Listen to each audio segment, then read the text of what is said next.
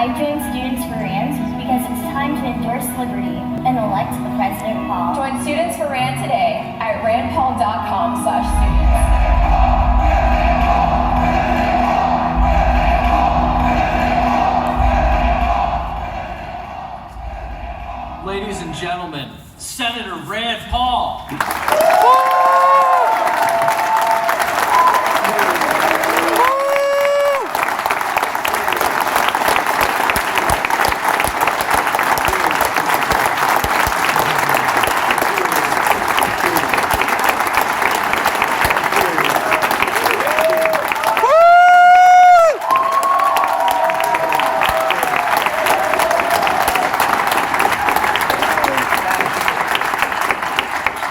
Coming out. Now the music you heard, that's my own personal music selection.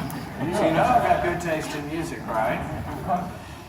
I go to a lot of political barbecues. I'm all over the place. I'm at this political barbecue a couple weeks ago, and the guy in front of me loading up 2 plates of barbecue. And I said, well, you're not going to live very long eating like that. And he said, well, my granddad lived to be 105. I said, I bet your granddad didn't live to be 105 eating like that. And he said, nope. He lived to be 105 by minding his own business. I kind of want a government that minds its own business. I want a government so small I can barely see it. I want a government that stays the hell out of my life. Yeah!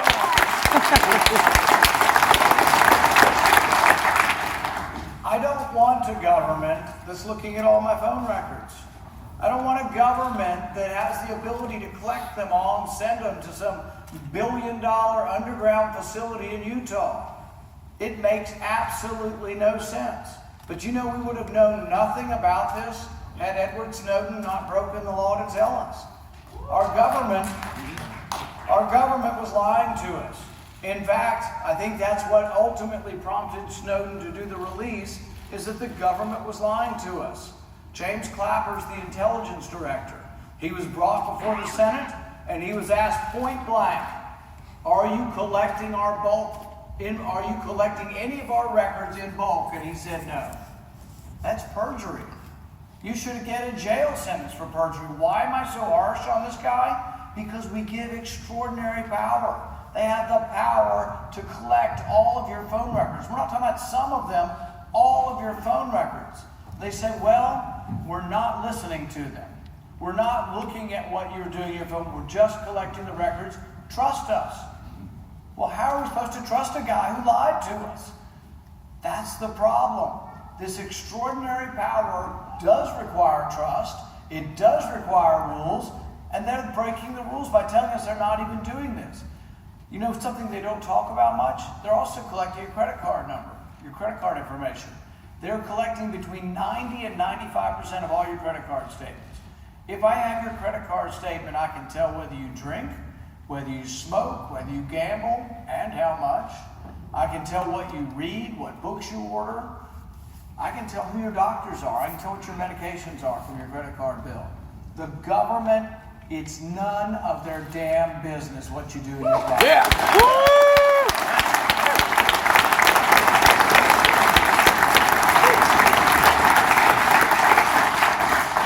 I stood on the floor of the Senate for 10 and a half hours berating my colleagues over this because the majority of them just don't care. I told them that the right most cherished among men and women is the right to be left alone. Justice Brandeis had it right. He said the right most cherished among civilized men and women is the right to be left alone. But one interesting thing is that Justice Brandeis said this in 1928 when he was in the dissent. The majority of the Supreme Court said you do not have any expectation of privacy. Occasionally the Supreme Court gets things wrong. They got it really, really wrong in 1928. It took 40 years till the Supreme Court reversed themselves and said you do have an expectation of privacy in your conversation. But they still say that you don't have an expectation of privacy in your records. They say once you make a phone call, the record's not yours. Same with the internet. They say once you've participated in the internet, the record is no longer yours. I disagree. You sign a privacy agreement. You've all seen the privacy agreements. The privacy agreement guarantees they're not supposed to divulge your information. You are supposed to be anonymized. But the government's not paying attention to this. The government seems to think, oh, well, we have to catch terrorists. Well, I kind of think it's the opposite. I think we're actually spending so much time collecting all of your records that we're not spending enough time actually individualizing our suspicion and looking for those who would attack us. So as much as I'm an advocate for privacy, if the government comes to me and says, this guy in Boston has been going back and forth to Chechnya, and the Russians say he may well be a terrorist, I'm fine with giving a warrant from a judge to look at his information, to look at his records. That's what the Fourth Amendment does. I tried to explain this to Christie, but he's a tough guy.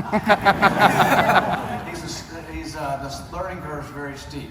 That's the nicest thing I can say. The thing is that the police every day obey the Fourth Amendment, or they will be fired. Almost every policeman in our country obeys the Fourth Amendment. If they are standing outside someone's house in Minneapolis and they think a rapist is inside, a terrible person, a murderer, a terrible person, someone who's beating up their wife, or they think a terrible person's in there, they stand on a corner and they don't go in.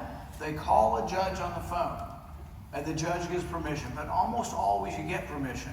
But the Fourth Amendment says you have to individualize a suspicion. Tell me the person's name, tell me where they live, tell me what information you want, and what is the reason why you're suspicious of that person. Why do we have that? Why don't we let the police go in? Most police are good people. They are. Even though we hear about bad things, 98% of policemen are like the rest of us, are good people. But the thing is we have the checks and balances because we don't want bias to enter in. Because what if you get one policeman who says, I don't like black people, or I don't like brown people, or I don't like gay people, or I don't like Christian people, or I don't like Jewish people. You can get people who are bigoted for a lot of reasons. The policeman in the heat of the chase has to call. Not because we don't trust that policeman, but because the checks and balances are to protect all of us from something bad happening. We shouldn't let the government willy-nilly collect our records. We also shouldn't let the government decide that we're going to put people in jail for nonviolent drug crimes. Your friends should not be put in jail for marijuana.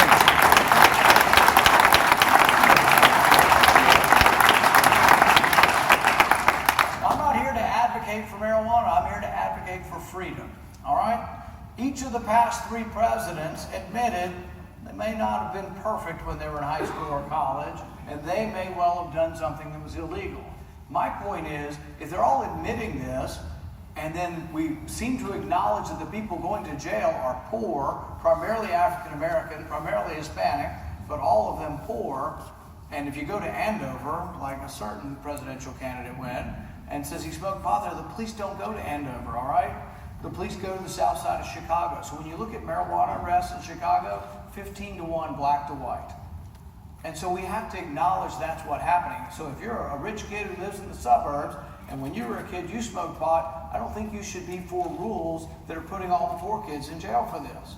Doesn't mean we have to say and celebrate something, but we should celebrate freedom. We should celebrate the state's rights to be involved with this. When the Constitution was written, there were 4 crimes. It's like treason, counterfeiting, piracy. That's all that the federal government did. The federal government did almost nothing with regards to crime. People say, well, we need federal murder laws. No, you don't. There have never been murder laws until recently. They were all state murder laws. Now, there are some quirky little things across state lines, but that's about it. The federal government's gotten over involved. So not only are we putting people in jail for marijuana, do you know we put people in jail for milk? I'm not kidding. You can go to jail if you milk the cow and sell it to someone across the state lines. You can go to jail. There was an Amish farmer who was arrested in Pennsylvania, handcuffed before sunlight, thrown to the ground for selling milk. There was an organic store in Los Angeles, same thing, raided by the USDA. Do you know the Department of Agriculture has a SWAT team? There are 48 federal agencies that have SWAT teams. The Department of Agriculture, the Department of Education, so make sure you pay your student loans. The Department of Education actually did handcuff a guy for 6 hours. Turned out they were looking for his wife for student loans. I mean, we've gone a little crazy when we're doing this. I know a gentleman, not personally, but I know his story, who was arrested for RICO Act violation. RICO is this conspiracy thing, supposed to get gangsters and drug dealers. He was arrested for putting clean dirt on his own land in southern Mississippi. So he wanted to raise the elevation of his land, and they came to him and they said, oh no, your land was a wetlands. There was no water on the lands. Did have some elevation when there was a lot of rain. There might have been some water on the land, but it was his land, and he was selling it for real estate. Put dirt on there without the government's position, without their permission. 10 years in jail. He was 70 years old. He spent 10 years in jail. Another guy by the name of John Potska was a Hungarian immigrant to our country. Fought against the communists over there. Came here seeking freedom. Same thing. This was in an industrial area in Pennsylvania. He bought the land across from him, which is a junkyard. There were old rotten automobiles and jalopies. There were 7,000 tires, and when it rained, it flooded. So he bought it, and he decided to clean it up. He picked up all 7,000 tires, and guess what? When you clean up ditches, sometimes it doesn't flood anymore. But somebody had called it a wetland. He started putting dirt on it. He got 3 years in prison, $250,000 fine. He died bankrupt and bitter at the country that he came to. The great country of ours that's been the freest, richest country in the world, and we're doing this kind of stuff. The reason I'm running for office is government's gotten too big. It's in your economic lives, it's in your personal lives. It has just run amok. And as a consequence, though, I think we're at the tipping point. And why should it matter to you? It should matter to you because you're going to be looking for a job pretty soon. You got to understand how jobs are created. See, if you think that, Bernie's great. Oh, Bernie wants to give me free stuff. I won't have to pay for my college. There is no free lunch. Bernie can only pay for your college by taking it from somebody else.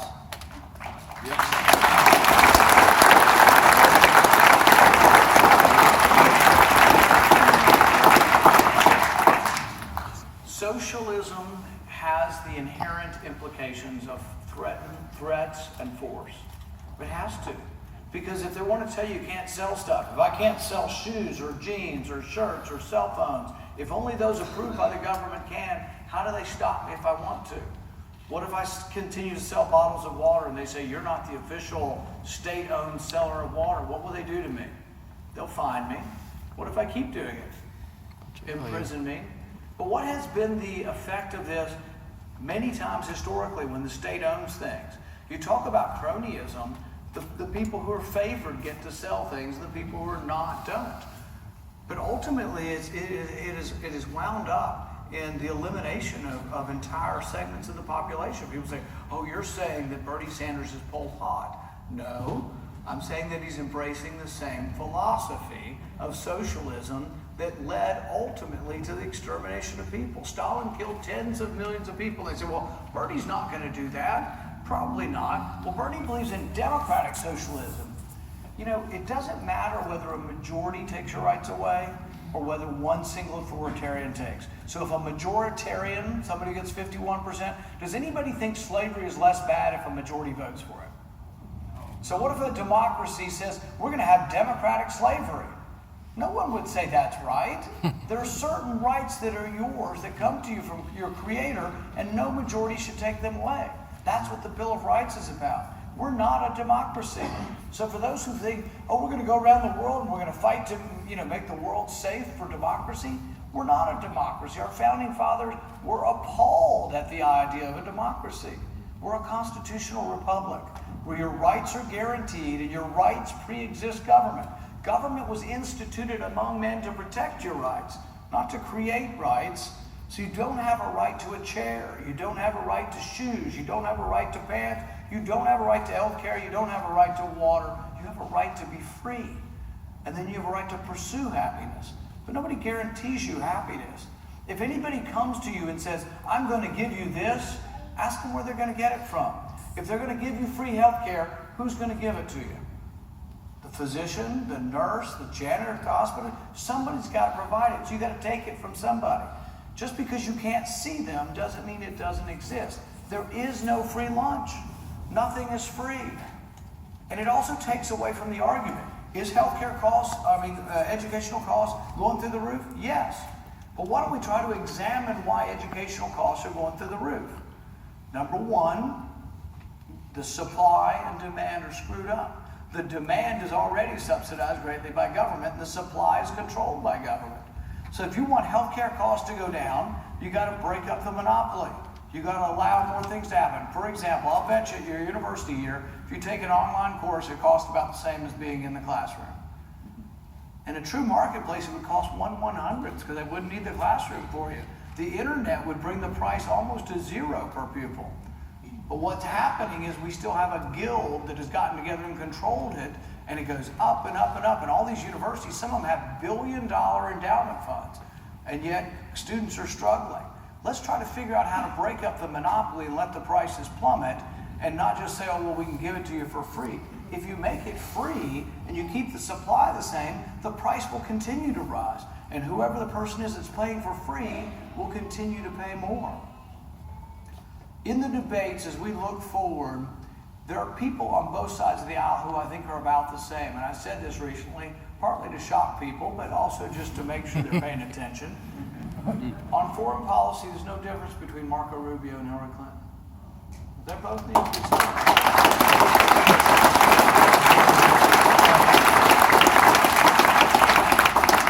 Hillary Clinton and Marco Rubio supported the war in Libya. They supported arming the Islamic rebels in Syria. They supported the first Iraq war. And they now both support a no-fly zone. A no-fly zone over Iraq is probably one of the single most ridiculous and naive ideas that I've heard in recent times. But Hillary Clinton supports it, and half the Republicans do. But think about what it means. They want a no-fly zone in a space that someone's already flying in. Russia already flies in the space they want to call a no-fly zone. So what does a no-fly zone mean? It means they want war with Russia, that they're going to shoot down Russian planes. It is the single most naive idea I've heard, and yet the media is like, oh, well, there must be strong on national defense, and they must be foreign policy experts because they're advocating for this no-fly zone over there. Who invited Russia? Iraq. Anybody else besides me disappointed that we spent $1 trillion to liberate them? We lost nearly 5,000 young Americans over there. And then who's Iraq's best buddy now? Iran. Who's their second best buddy? Russia. When Russia wanted to fly troops and arms into Syria, who gave them permission? Iraq. Who is now giving them permission to fly in their airspace? Iraq. We need to think these things through before we get involved in another war. We need to ask ourselves, was the first war a good idea? Was the first Iraq war a good idea? We toppled Saddam Hussein, they'd say how bad he was. Yes, sometimes there are variations of evil on both sides of a war. Hussein was a bad guy, but are we better off? Are we safer? Is the region more stable? Well, let's see. Iran is stronger. Iran now has troops in Iraq. Hussein used to be somewhat of a counterbalance to Hussein. Hussein was a counterbalance to Iran. I don't see any way in which we're safer. I think the whole region's more chaotic now. Same thing with Libya. Once again, you had a tyrant, sort of a secular tyrant, Gaddafi, who somewhat kept radical Islam down. We toppled Gaddafi, and who replaced him? Chaos.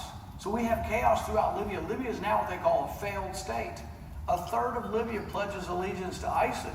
And so everybody's all like, what are you going to do about ISIS? What are you going to do about ISIS? I'm like, maybe we should quit arming them.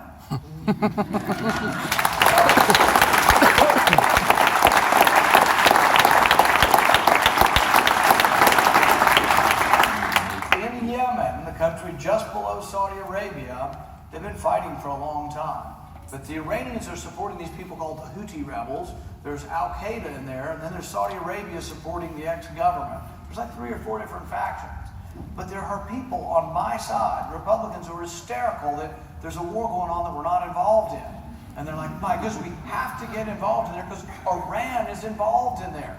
And it's like, which side are you going to pick, Iran or Al-Qaeda? It's like, oh, well, sometimes we have to side with Al-Qaeda.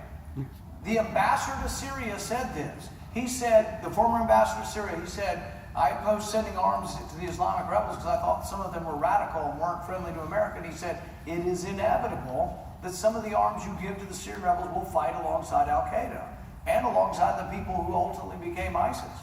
So really? I thought that's who attacked us on 9/11. I thought we didn't like Al-Qaeda. Oh, well, we're just going to side with them for a little bit because ISIS is a little bit worse than Al-Qaeda.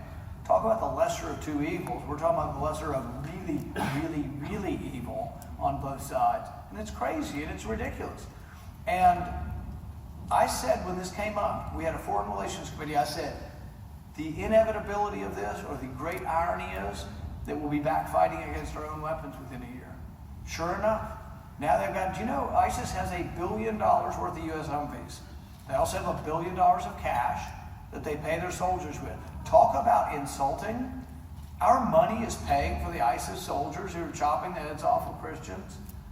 That's our money. That's our weapons. They have our tanks. They have our anti-tank weapons. We gave our anti-tank weapons to a group there and had them for about 5 minutes, and ISIS took them away. Talk about foolish, moronic, I can't think of a strong enough word. President Obama has sent 50 people to war. We just inserted 50 people. Who the hell goes to war with 50 people?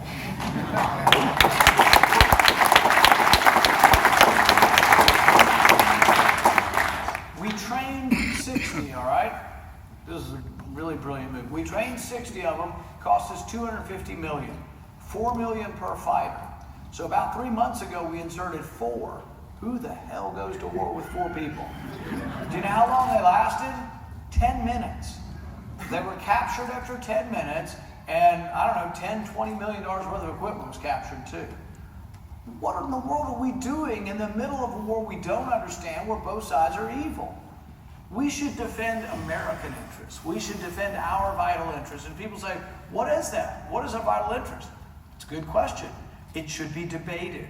That's why our founding fathers did not give the power to go to war to the president. They gave the power to initiate or declare war was given to Congress.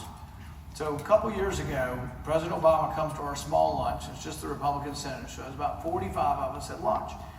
And I raised my hand, and he wasn't real happy, but he didn't have a question. And I said, when you ran for office, you very explicitly said one thing that I agreed with. You said that no president should unilaterally go to war without the approval of Congress unless we're under imminent attack.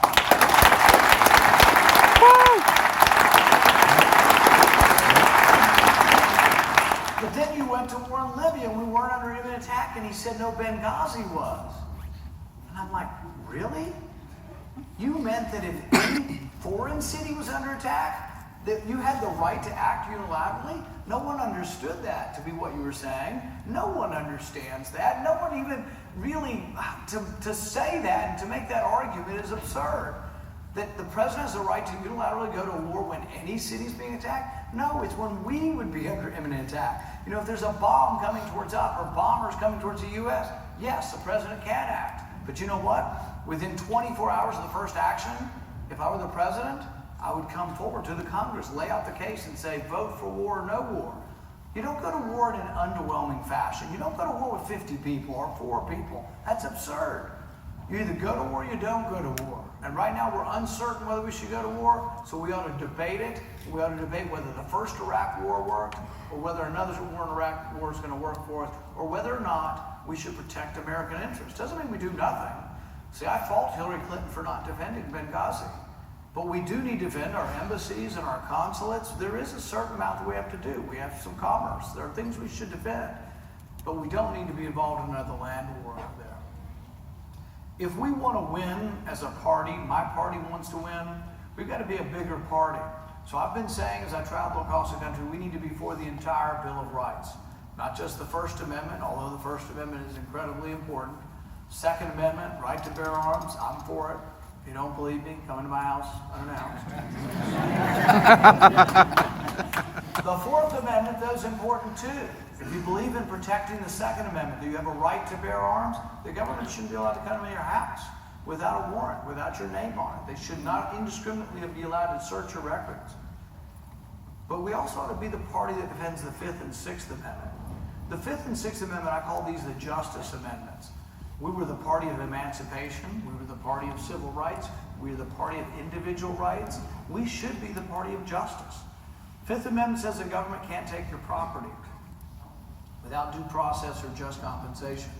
What's going on in our country is something bizarre and I think really, really awful. It's called civil asset forfeiture, where if you're riding down the street and the police pull you over and government says to you, the police says, do you have any money? You say, I've got $1,000, I'm going to the dentist. They say, give it to me. And you say, why? And they say, well, you don't know, it's not drug money. And it's like, well, wouldn't you have to prove your case before you take money? No, you're guilty until found innocent. That's the way civil asset forfeiture works. And it just so happens, it turns out, if you look who gets affected by it, poor people, African Americans, Hispanics more than others. Poor white people too, but poor people in general, because they don't have banks and they tend not to be as organized as other people, and they end up, the money gets taken from them. It's crazy that we would let the government do this. I have a reform that says, you know what? You should never have anything taken from you unless you're first convicted. You should be presumed to be innocent until proven guilty.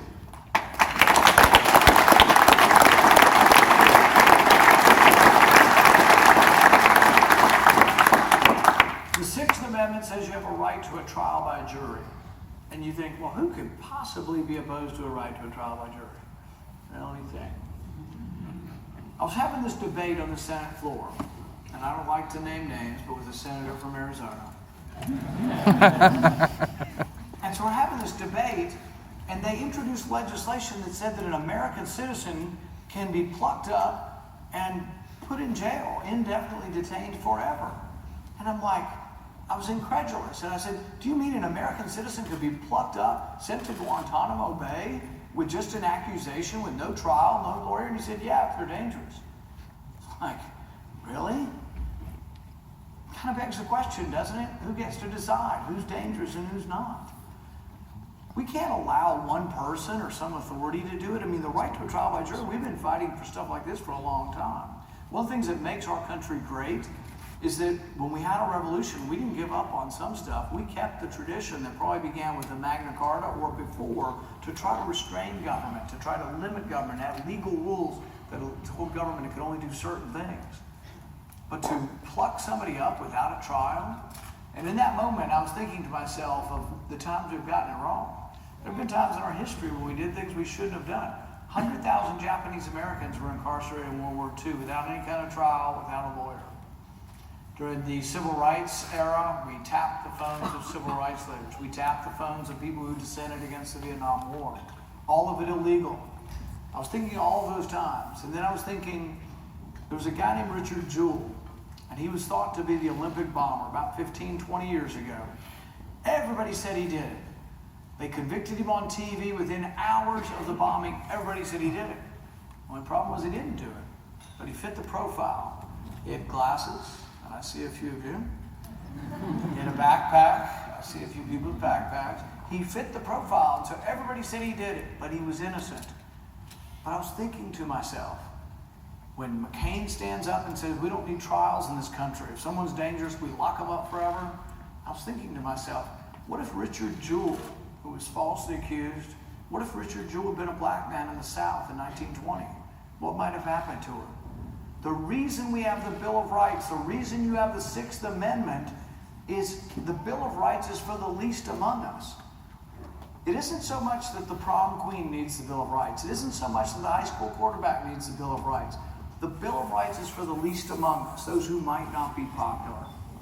But we have to defend it. If we become the party that defends with passion, if we become the party that defends with vigor the Sixth Amendment, I want to be the party of justice again. I want to be the party that defends the Sixth Amendment with the same fervor we defend the Second Amendment.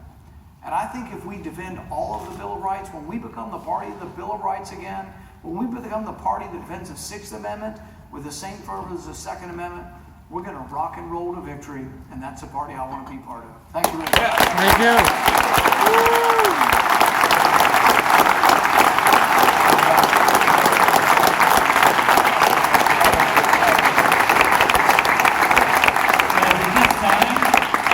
To invite anybody today that is going to pledge your support for Senator Paul. We will be inviting everybody to the back here for a photo line. The line will start right here on this side, and it's going to go from there all the way back. So if you guys